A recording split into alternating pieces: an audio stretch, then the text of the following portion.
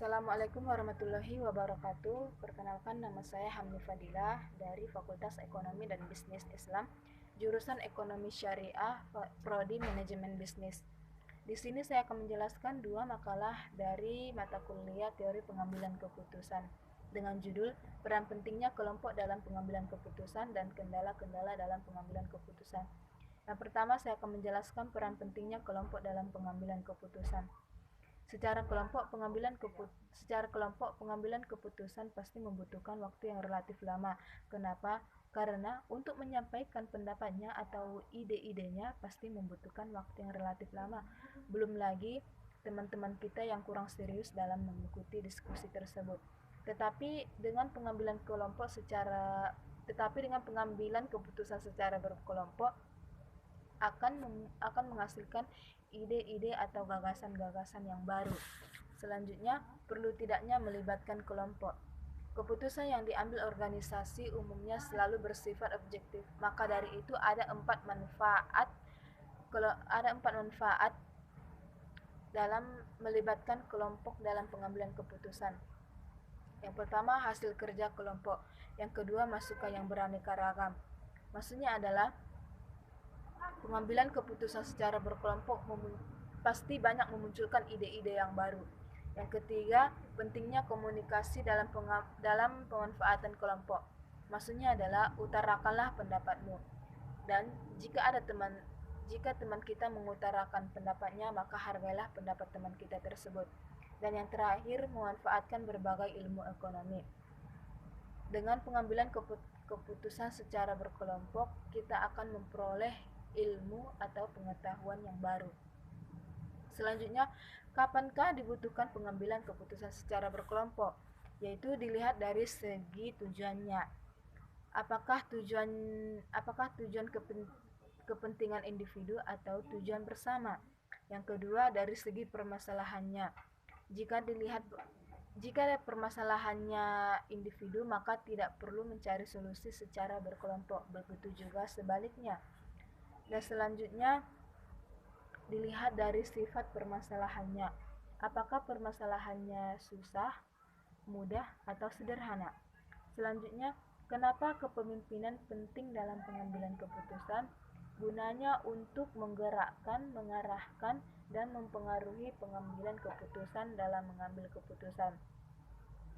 Selanjutnya, ada 5 faktor-faktor efektivitas kelompok. Yang pertama yaitu kreativitas, inovasi, pengalaman, intuisi atau perasaan, dan yang terakhir keterikatan emosional.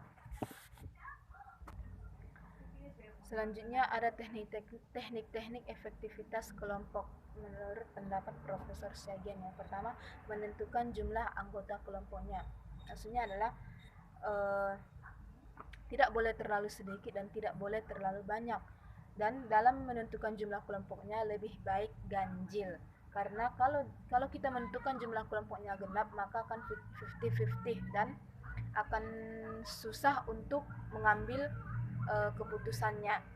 Yang kedua, penugasan yang jelas. Maksudnya adalah dalam kelompok biasakan memberikan tugas sesuai dengan kemampuan kelompok. Yang ketiga, pentingnya komunikasi. Maksudnya adalah utarakanlah pendapatmu, dan jika salah satu teman kita mengutarakan pendapatnya, maka hargailah pendapatnya tersebut. Yang keempat, penyediaan sumber daya dan sumber dana yang memadai. Yang kelima, kejelasan sasaran yang ingin dicapai. Maksudnya adalah harus tahu tujuannya apa atau harus jelas sasarannya. Yang keenam, pentingnya suasana persahabatan. Maksudnya adalah dalam kelompok kita harus bisa menciptakan suasana yang bersahabat, sehingga jika kita menyampaikan suatu pendapat kita tidak merasa takut untuk mengutarakan pendapat kita. Yang ketujuh, metode kerja yang tepat. Yang kedelapan, pemanfaatan waktu. Yang kesembilan, peranan pimpinan kelompok selaku katalisator. Maksudnya adalah sebagai pimpinan katalisator harus mampu menjelaskan hasil diskusi kelompok. Yang ke-10, dokumentasi yang akurat atau bukti. Yang ke-11, tata tertib diskusi. Maksudnya adalah harus datang tepat waktu, menghargai pendapat orang lain. Yang ke-12, pengelolaan agenda pertemuan. Dan yang terakhir, pengaturan tempat duduk. Yang kedua, saya akan menjelaskan tentang kendala-kendala dalam pengambilan keputusan. Yang pertama, kendala yang bersumber dari diri pengambil keputusan. Penyebabnya rasa ragu-ragu, rasa tidak yakin, ketidakmampuan dalam mengambil keputusan. Solusinya yaitu kita harus yakin dengan pendapat yang kita utarakan. Yang kedua, menyerahkan keputusan pada bawahan. Yang ketiga, mengangkat permasalahan ke tingkat yang lebih tinggi untuk mengambil keputusan. Yang keempat, mencari alasan sehingga peranan pengambil keputusan. Dan yang kelima, berpindah secara horizontal. Yang kedua, kegagalan masa lalu. Maksudnya adalah menghantui pikirannya. Penyebabnya yaitu kegagalan di masa lalu dan ketakutan dalam pengambilan keputusan. Solusinya yaitu tetap yakin pada diri kita bahwa kegagalan merupakan awal dari sebuah kesuksesan. Yang kedua, menyerahkan kepada panitia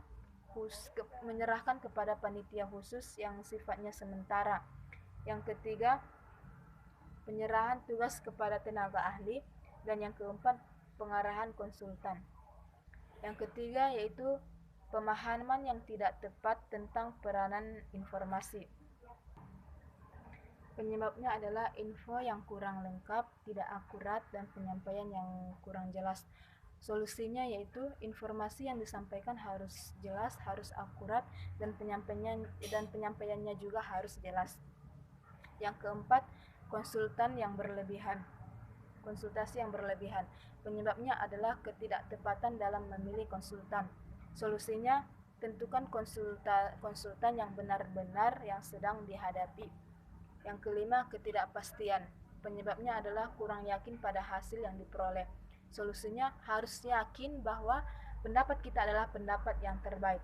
Yang keenam, keterlibatan kelompok sebagai kendala. Penyebabnya adalah keputusan yang diambil bersifat lama, sulit untuk menentukan pendapat-pendapat, dan sulit untuk mendapatkan mufakat. Solusinya yaitu tentukan jumlah anggota kelompok yang tepat, kemudian memilih kepemimpinan yang efektif. Yang ketujuh, ada ketidakjelasan peranan. Penyebabnya yaitu peranan yang ganda, tidak ada batas wewenang. Solusinya yaitu tentukan peranan anggota kelompok dalam organisasi dan membatasi wewenang yang bersifat ganda. Yang kedelapan, kemalasan. Penyebabnya adalah pengetahuan yang kurang, keraguan-raguan, dan tidak jelas. Solusinya yaitu ketika kita menyampaikan suatu pendapat, kita tidak boleh ragu-ragu ya. Kita harus yakin dengan pendapat yang kita utarakan. Yang kesembilan, kekurang mampuan dalam mengelola waktu. Penyebabnya adalah menunda-nunda pekerjaan. Solusinya yaitu kita harus melakukan manajemen waktu. Yang kesepuluh, kaitan pengambilan keputusan dengan stres. Solusinya yaitu banyak pikiran dan kemudian konflik. Solusinya yaitu refreshing, menenangkan pikiran, dan jangan mengambil keputusan di saat sedang marah. Dan yang terakhir adalah neraca keputusan yang diambil. Penyebabnya yaitu ketidaksesuaian yang direncanakan dengan yang diharapkan, laporan keuangan yang tidak sehat. Solusinya yaitu pastikan hasil yang diharapkan sesuai dengan yang direncanakan. Dan yang kedua, laporan keuangan harus sehat, maksudnya tidak merugi. Sekian dari saya. Assalamualaikum warahmatullahi wabarakatuh.